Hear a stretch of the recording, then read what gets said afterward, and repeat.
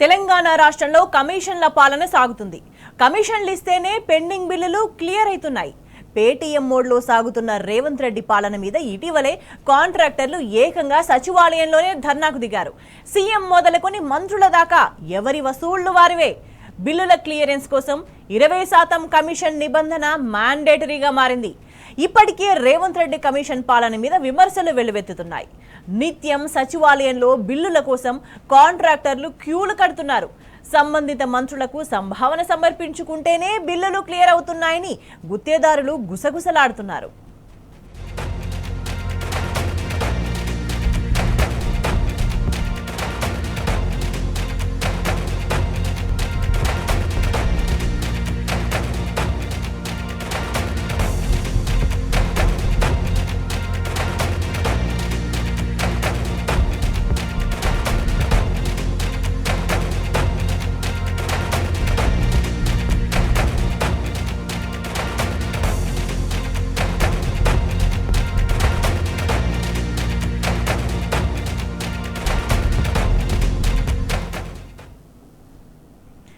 నిజం ఒప్పుకోవాలంటే దమ్ముండాలి, విమర్శను స్వీకరించాలంటే ధైర్యం ఉండాలి. కానీ దొంగలకు సర్దిగట్టే నాయకుల నుంచి అటువంటి లక్షణాలు ఆశించడం అత్యాశ అవుతుంది. తెలంగాణ శాసనసభ సాక్షిగా భట్టి ఫ్రస్ట్రేషన్తో మరొక్కసారి కాంగ్రెస్ పర్సంటేజీల పాలన తెర మీదకొచ్చింది.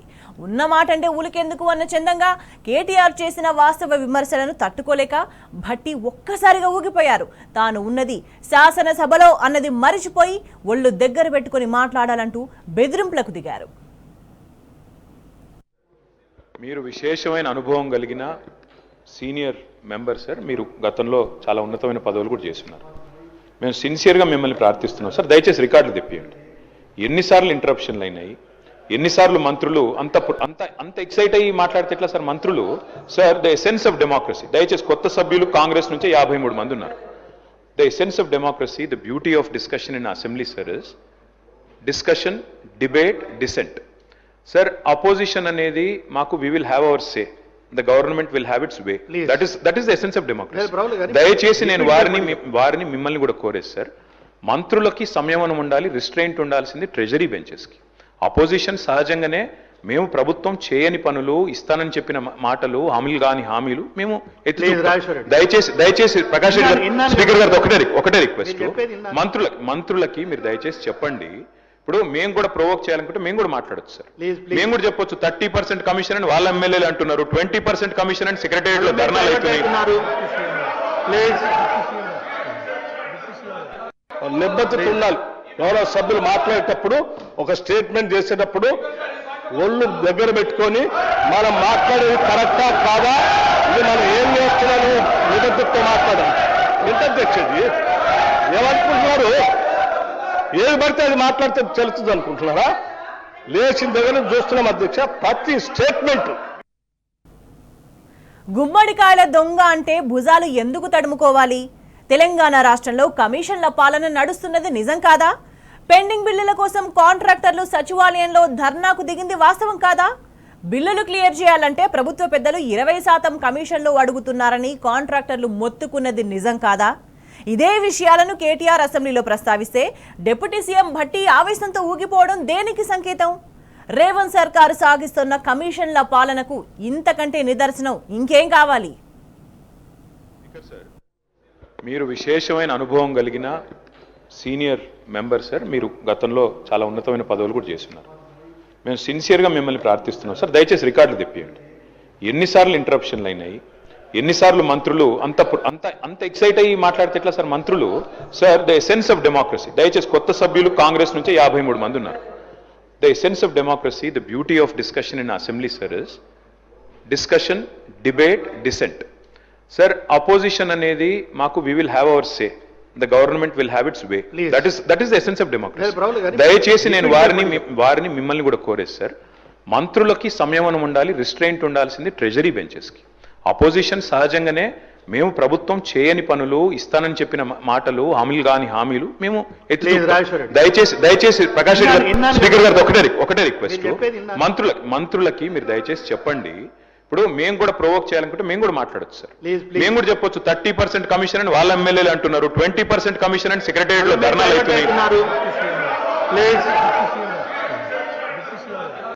నిబద్ధత ఉండాలి. గౌరవ సభ్యులు మాట్లాడేటప్పుడు ఒక స్టేట్మెంట్ చేసేటప్పుడు ఒళ్ళు దగ్గర పెట్టుకొని మనం మాట్లాడేది కరెక్టా కాదా, ఇది మనం ఏం చేస్తున్నాము నిబద్ధతతో మాట్లాడాలి. ఎంత అధ్యక్షుడి ఏమనుకుంటున్నారు? ఏది పడితే అది మాట్లాడితే తెలుస్తుంది అనుకుంటున్నారా? లేచిన దగ్గర నుంచి చూస్తున్నాం అధ్యక్ష, ప్రతి స్టేట్మెంట్.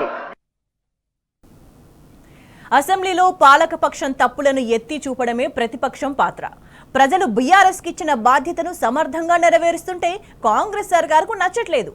బీఆర్ఎస్ లేవనెత్తుతున్న అంశాలు, సంధిస్తున్న ప్రశ్నలకు కాంగ్రెస్ నేతలకు ఫ్రస్ట్రేషన్ పీక్ స్టేజ్కు చేరుకుంటుంది. ఇవాళ అసెంబ్లీలో కేటీఆర్ చెప్పిన విషయాలు అక్షర సత్యం. అధోగతి పాలైన తెలంగాణ ఆర్థిక పరిస్థితికి అద్దం పడుతూ రాష్ట్రంలో పెండింగ్ బిల్లుల కోసం కాంట్రాక్టర్లు ఈ నెల 7న సచివాలయంలో ధర్నా చేసింది వాస్తవం. పెండింగ్ బిల్లులు క్లియర్ చేయడానికి 20% కమిషన్లు అడుగుతున్నారని కాంట్రాక్టర్లు ఆందోళనకు దిగారు. సెక్రటేరియట్లో డిప్యూటీ సీఎం భట్టి విక్రమార్కను కలిసేందుకు కాంట్రాక్టర్లు తరలి వచ్చారు. దాదాపు 33 జిల్లాల నుంచి 200 మంది గుత్తేదారులు సచివాలయానికి వచ్చారు. ఎస్పీఎఫ్ సిబ్బంది వారిని అడ్డుకోవడంతో డిప్యూటీ సీఎం భట్టి ఛాంబర్ ముందే ఆందోళనకు దిగారు. వెంటనే బిల్లులు క్లియర్ చేయాలని డిమాండ్ చేశారు.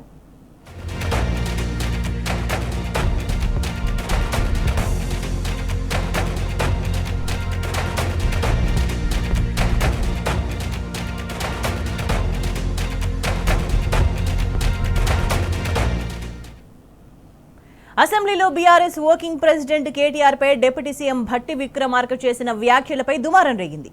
భట్టి అనుచిత వ్యాఖ్యలపై నిరసనగా శాసనసభ నుంచి బీఆర్ఎస్ సభ్యులు వాకౌట్ చేశారు.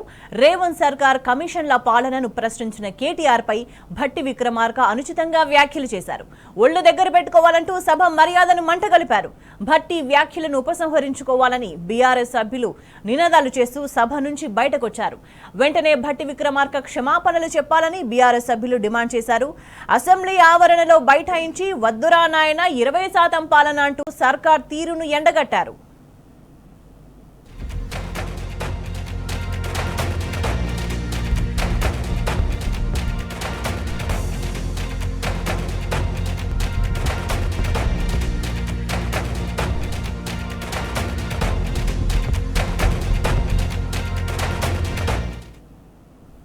తెలంగాణ రాష్ట్రంలో 20% కమిషన్ పాలన సాగుతుంది. పెండింగ్ బిల్లులు క్లియర్ చేయడానికి కాంట్రాక్టర్లను లంచాల కోసం వేధిస్తుంది రేవంత్ సర్కార్. అందుకే కడుపు మండిన కాంట్రాక్టర్లు డిప్యూటీ సీఎం భట్టి ఛాంబర్ను ముట్టడించారు. వాస్తవాలను సభ దృష్టికి తీసుకొస్తే ఒప్పుకొని సరిదిద్దుకోవాల్సిన ప్రభుత్వం ఎదురుదాడికి ఎందుకు దిగుతుంది? తెలియక చేసిన తప్పులను సరిదిద్దుకుంటారు, తెలిసి చేసిన తప్పులను కప్పిపుచ్చుకుంటారు. రేవంత్ సర్కార్ రెండో కోవలోకి వస్తుంది. ప్రజాధనాన్ని లూటీ చేస్తూ కమిషన్ల పాలన చేస్తుంది కాబట్టి బీఆర్ఎస్ విమర్శలకు సమాధానాలు ఇవ్వలేక భట్టి కోపంతో ఊగిపోయారు.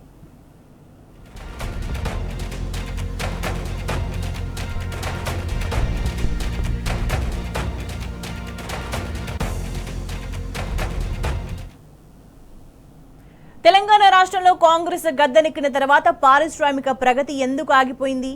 పెట్టుబడులకు స్వర్గధామంగా విలసిల్లిన తెలంగాణకు ఇప్పుడు ఇన్వెస్టర్లు ఎందుకు మొహం చాటేస్తున్నారు? కొత్త కంపెనీల ముచ్చట దేవుడెరుగు. ఉన్న కంపెనీలు ఒక్కొక్కటిగా పక్క రాష్ట్రాలకు ఎందుకు పోతున్నాయి?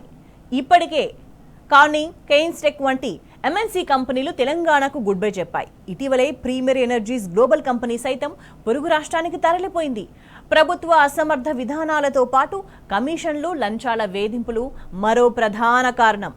ఆర్ఆర్ ట్యాక్స్, 20% కమిషన్, 40% కమిషన్ల పేరుతో రెడ్ కార్పెట్ మాటున ప్రభుత్వం ఇన్వెస్టర్లను వేధిస్తుంది. కాంగ్రెస్ వచ్చిన తర్వాత కంపెనీలకు అనుమతుల ప్రక్రియ జటిలంగా మారిందని వ్యాపారులు ఆవేదన చెందుతున్నారు. కోట్ల రూపాయల చేతి చమురు వదిలితే గానీ పర్మిషన్లు దొరకడం లేదంటున్నారు.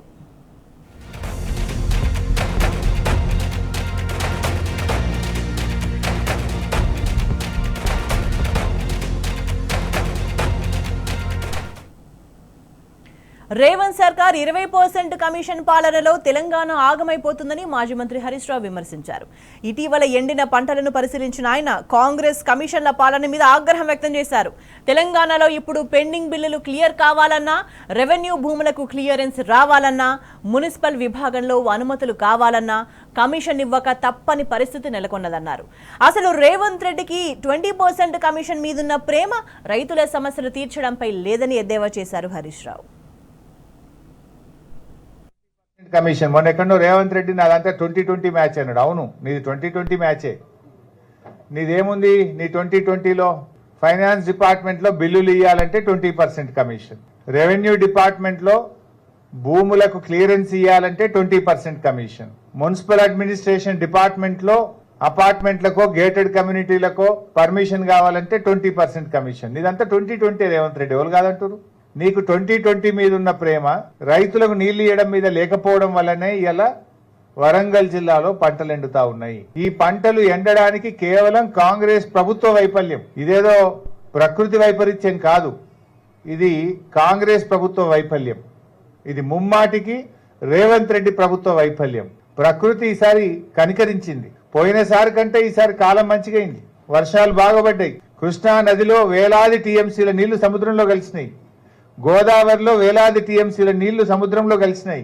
కేసీఆర్ ఉండగానేమో చుక్క చుక్కను ఒడిచిపెట్టిండు, రేవంత్ రెడ్డి ఏమో నీళ్లను వదిలిపెట్టిండు. కేసీఆర్ గారు గోదావరిలో నది ప్రారంభమైందనగానే మోటార్లు ఒక్క సెకండ్ కూడా లేటు కాకుండా మోటార్లు ఒత్తుపిస్తుండే, ప్రతి చుక్కను తెచ్చి రిజర్వాయర్లు నింపుతుండే, చెరువులు నింపుతుండే, వాగులల్లో నీళ్లు వదులుతుండే. ప్రతి చుక్కను ఒడిసిపెట్టింది కేసీఆర్ అయితే ఇడిచిపెట్టింది రేవంత్ రెడ్డి. గందుకే తిప్పలైతుంది. తెలంగాణను దోచుడు, హస్తినకు మోసుడు. కాంగ్రెస్ గద్దెనెక్కిన నాటి నుంచి జరుగుతున్నది ఇదే తంతు. తెలంగాణ రాష్ట్రాన్ని కాంగ్రెస్ పార్టీకి ఏటీఎంగా మార్చింది రేవంత్ సర్కార్. దేశంలో ఎక్కడి ఎన్నికలు జరిగినా అక్కడకు తెలంగాణ నుంచే నోట్ల కట్టలు తరలించారు. గత మహారాష్ట్ర అసెంబ్లీ ఎన్నికల సందర్భంగా అక్కడి శివసేన నేత ఆరోపణలే ఇందుకు నిదర్శనం. అందుకే మహారాష్ట్ర ఎన్నికల సందర్భంగా తెలంగాణ సరిహద్దులపై ప్రత్యేక నిఘా పెట్టారు. అంతకుముందు హర్యానా ఎన్నికలకు ముందు పొంగులేటి నివాసాలపై ఈడీ, ఐటీ బృందాలు ఏకకాలంలో దాడులు చేశాయి. ఈ దాడుల్లో పొంగులేటి నివాసాల్లో నోట్ల కట్టలు బయటపడిన విషయం బయటకు పొక్కకుండా మేనేజ్ చేశారు. ఇక జార్ఖండ్ ఎన్నికలకు స్వయంగా డిప్యూటీ సీఎం భట్టి హెలికాప్టర్లలో చక్కర్లు కొట్టారు. భట్టి హెలికాప్టర్ పర్యటనలపై కూడా నోట్ల కట్టల తరలింపు అనుమానాలున్నాయి. ఇక రేవంత్ రెడ్డి గద్దెనెక్కిన నాటి నుంచి ఇప్పటిదాకా 40 సార్లు హస్తినకు వెళ్లి అధిష్టానాన్ని ప్రసన్నం చేసుకుంటూ ఉన్నారు.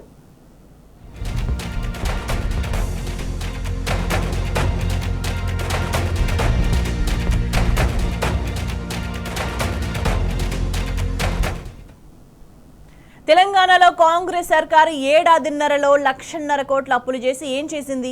పెట్టుబడుల స్వర్గధామం తెలంగాణ ఇప్పుడెందుకు వెలవెలబోతుంది? ఇన్వెస్టర్లు మొహం చాటేయడానికి పర్సంటేజీల పాలన కారణం కాదా? ఆర్ఆర్ ట్యాక్స్ వసూలు చేస్తున్నది నిజం కాదా? సర్కారు వసూళ్ల మూలంగా కంపెనీలు వలసలు పోతున్నది నిజం కాదా? నిర్మాణ రంగంలో విచ్చలవిడిగా పెరిగిన అవినీతికి బాధ్యులెవరు? లంచాల సర్కార్ దెబ్బకు ఇన్వెస్టర్లు ఠారెత్తిపోతున్నది వాస్తవం కాదా? యావత్ తెలంగాణ సమాజం సంధిస్తున్న ప్రశ్నలివి. జవాబు చెప్పే దమ్ముందా రేవంత్ సర్కార్కు?